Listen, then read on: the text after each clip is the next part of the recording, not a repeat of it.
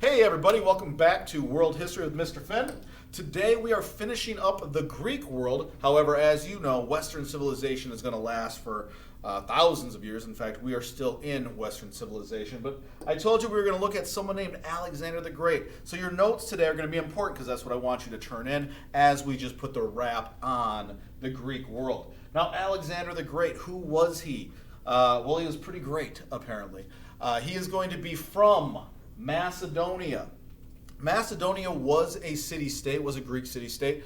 It was in the northern part of that peninsula. And remember, if you remember about ancient Greece, all the polis were fighting each other, and everyone had got kind of weak. No one was really strong, which is going to open the door for someone that Alexander knows pretty well. The person that he knows pretty well is his father. His father's going to be the first. His name was Philip II. And this is his father. Let me write that there so you have it in your notes. So Alexander the Great is a prince. His king father is Philip II. He is going to rule over Macedonia. He has dreams of conquering someone who else we have seen before. He does not like Persia.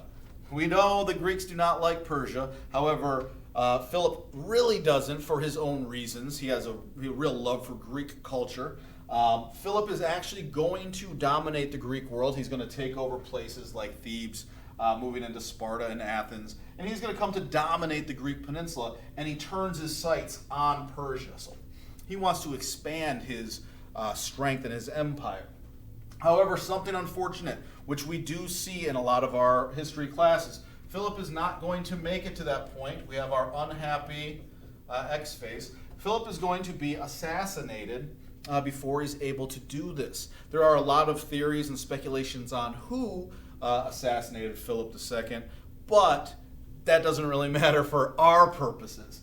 The point is, when he is assassinated and he is passed away, Persia's still out there, but his kingdom turns to Alexander, who was not the great at that point.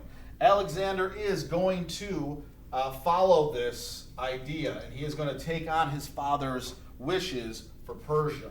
So, Alexander, we are going to have it here, defeats Persia. So the story of Alexander the Great isn't really the central point of what we're talking about today. The main objective of what we're talking about is what comes of Alexander the Great and his conquering. The reason why it's called Alexander the Great is specifically because of his military battles. He is going to defeat Persia. He is also going to do something that the Greeks have not done. Following this defeat, he moves into the Middle East. The Middle East would be where we saw our original civilization around the Tigris and Euphrates River of the ancient Sumerians. And so he moves into that area. He also then continues to go further. Alexander was, he had to expand. He needed to see the world. He needed to conquer. That was who he was. After the Middle East, he is then going to go to another place that we have talked about before, and that is into India. He is going into India, thousands of years before the rest of Europe and anyone else in that area is going to go. So into India he goes, and he crosses a river that we know, the Indus River. Now, if it was up to Alexander the Great, he would have kept going. He would have gone on and on and on. He would have gone into China and everywhere and taken over everything. However, his men were tired. They had been on a long campaign, is what it's called, up to like 13 years or longer. And they said, Alexander, we just need to go home. We need to go back to Macedonia. We need to see our families and our wives and our children and everything. Like, we need to get back. And so Alexander says, listen, we'll go back to Babylon, and then I'll make my plans, and you guys can go further.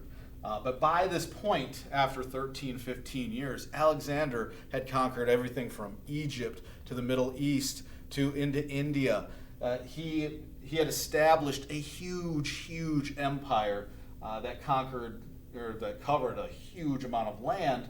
And how did he do this? It's important to understand. Alexander the Great was not a harsh ruler. He would go into an area and say, hey, You guys can rule yourselves. You can have your own religion. You can have your own language. You don't have to take everything that I'm not going to make you be a certain way. You can be any way you want to.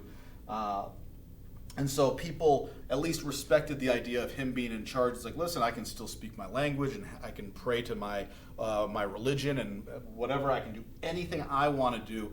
I just know that he's in charge.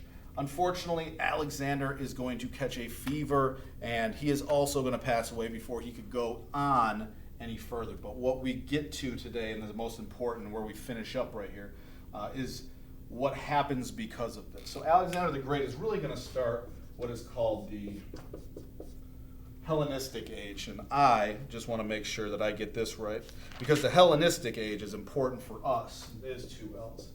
Hellenistic. So the Hellenistic age or era is going to be important because what it's going to do is it's going to spread Greek culture all over the place. So into Egypt and into the East, around also other places of the Mediterranean. So Greek culture was important, and Western civilization started there, but it was only on that little peninsula of the Greek peninsula.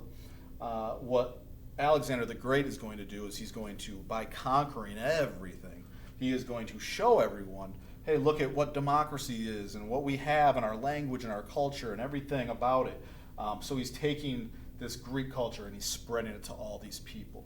So that is going to be a wrap on this. What happens with most great empires after Alexander the Great does pass away, his empire is going to be chopped up into different pieces and it kind of falls apart.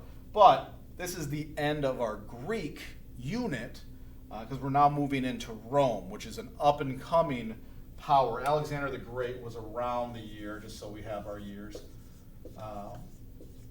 323 BC, meaning that when we get to Rome, you'll see Rome will just be starting to come into a world power around that time. So Alexander the Great kind of puts a wrap on our Greek world and our Greek story. Make sure you take a picture of our notes for your quizzes coming up, and make sure you do that today. And I will see you in our next class. Have a great day.